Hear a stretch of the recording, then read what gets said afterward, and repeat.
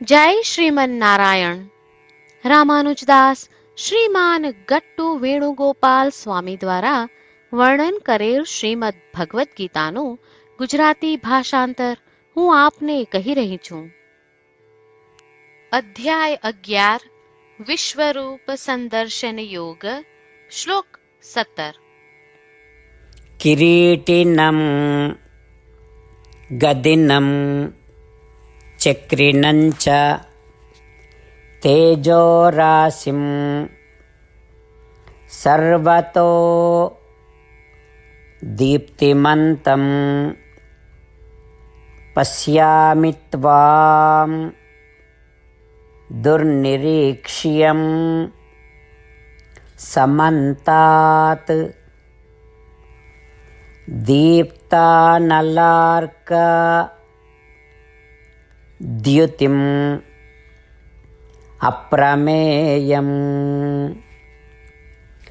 ઓમ. ગીતાચાર્ય શ્રી કૃષ્ણ પરમાત્મા અર્જુન સાથે આપણને બધાને વિશ્વરૂપ સંદર્શન યોગ શીખવી રહ્યા છે.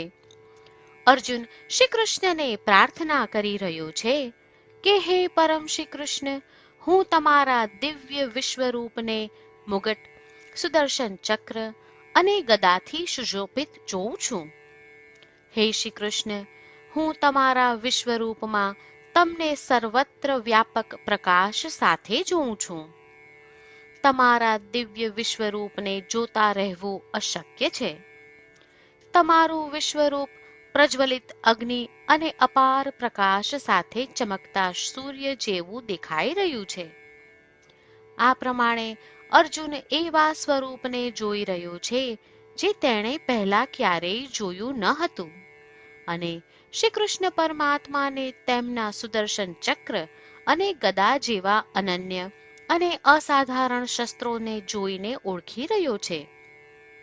ચાલો આપણે પણ શ્રી કૃષ્ણ પરમાત્માને સમસ્ત બ્રહ્માંડમાં જોવાનો અભ્યાસ કરીએ. શ્રી કૃષ્ણ પરમાત્માનું શરણ લઈ આપણા જીવનને અર્થપૂર્ણ બનાવવાનો પ્રયાસ કરતા ચાલો આપણે બધા અર્જુનના શબ્દોનું આ શ્લોક સ્વરૂપે પુનરાવર્તન કરીએ. કિરીટિનમ ગદિનમ ચક્રિણં ચ તેજોરાશિં સર્વતો દીપ્તિમંતં પશ્યામિ ત્વામ દુર્નિરીક્ષ્યં સમંતાત દીપ્તાનલાર્કદ્યુતિમ અપ્રમેયમ. શ્રી કૃષ્ણ પરમાત્માએ આખી ભગવદ્ ગીતાનો સાર અધ્યાય 18ના શ્લોક 65 થી 70માં 8 ઉપદેશ દ્વારા કહ્યો છે. શ્રી કૃષ્ણ કહે છે, જે મારા આ 8 ઉપદેશ અનુસરે છે તે મને પ્રિય છે. એ સર્વે ભક્તોનું હું બધી જ રીતે રક્ષણ કરીશ. શ્રી કૃષ્ણ પરમાત્મા પાસેથી આખી ભગવદ્ ગીતા સાંભળ્યા પછી અર્જુન કહે છે, કરિષ્યે વચનમ તવ, એટલે કૃષ્ણ, હું તમારી આજ્ઞાનું પાલન કરીશ, તમે કહો છો એમ કરીશ. અને આથી જ શ્રી કૃષ્ણએ દરેક પ્રકારના યશ અને વિજય અર્જુનને આપ્યા છે. તો ચાલો આપણે પણ પરમાત્માને 8 વાતો પાળવાનું વચન આપીએ. પરમાત્માને આપેલા વચનથી મોટી કોઈ પૂજા, તપ કે યજ્ઞ નથી. 8 પ્રતિજ્ઞાઓ જે આપણે લેવી જોઈએ તે હું હવે કહું છું. આપ સૌ પણ એનો મન અને હૃદયથી વિચાર કરો. આ રીતે શ્રી કૃષ્ણને વચન આપતી વખતે આપણે સૌ શ્રી કૃષ્ણની હસતી મુખમુદ્રાનો મનમાં વિચાર કરીએ અને પરમ આનંદનો અનુભવ કરીએ. જય શ્રીમન નારાયણ. આપણા 8 વચનો આ પ્રમાણે છે.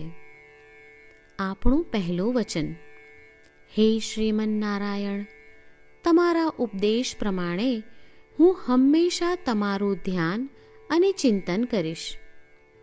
આપણું બીજું વચન, હે શ્રીમન નારાયણ, તમે કહ્યું છે તેમ હું સદાય તમારી ભક્ત રહીશ. આપણું ત્રીજું વચન, હે શ્રીમન નારાયણ, હું મારા કર્મો તમને સંતોષ થાય તેમ અને તમારી સેવા માટે કરીશ. આપણું ચોથું વચન. હે શ્રીમન્નારાયણ, તમે અનુસરવા કહ્યું છે તેમ મને પૂર્ણ શ્રદ્ધા છે કે હું તમારી છું. હું સદાય મારા હાથ જોડી તમને નમસ્કાર કરીશ, તમારી ભક્તિ કરીશ. આપણું પાંચમું વચન. હે શ્રીમન્નારાયણ, હું તમારા શબ્દો યાદ કરું છું. મામેકમ શરણમ વ્રજ. તમે તમારી શરણમાં આવવા કહ્યું છે. શ્રીમન્નારાયણ, હું માત્ર તમારા જ શરણમાં છું. આપણું છઠ્ઠું વચન. હે શ્રીમન્નારાયણ, આપે કહ્યું છે મા શુચ. તમે અમને આશ્વાસન આપી શોક ન કરવા માટે કહ્યું છે, તો હું દુઃખી નહીં થાઉં, શોક નહીં કરું. આપણું સાતમું વચન. હે શ્રીમન્નારાયણ, અમારા કલ્યાણ અર્થે આપે શ્રીમદ્ ભગવદ્ ગીતા રૂપી આશીર્વાદ આપી અમારા સૌ પર કૃપા કરી છે, તો હું દરરોજ ઓછામાં ઓછો એક શ્લોક વાંચીશ અથવા સાંભળીશ એવો સંકલ્પ લઉં છું. આપણું આઠમું વચન. હે શ્રીમન્નારાયણ, હું ગીતાના દૈવી શબ્દો એ ભક્તો સુધી પહોંચાડવાનો પ્રયત્ન કરીશ જેઓ ગીતાથી અજાણ છે. હે શ્રીમન્નારાયણ, તમે કહ્યું છે તેમ કરીશ, તમે કહ્યું છે એમ વર્તીશ અને તમારા માટે જ કર્મ કરીશ. શ્રીમન્નારાયણને આપેલું વચન કે દરરોજ તમે કહ્યું છે એમ કરીશું, એ જ એક મહાન પૂજા છે. તો ચાલો આપણે સૌ દ્રઢ શ્રદ્ધા સાથે પ્રભુ પાસે એક સંકલ્પ લઈએ. શ્રીમન્નારાયણ, કરીશ્યે વચનમ તવ. શ્રીમન્નારાયણ, હું તમારી આજ્ઞાનું પાલન કરીશ. સર્વમ શ્રી કૃષ્ણાર્પણમસ્તુ. જય શ્રીમન્નારાયણ. કિરીટિનમ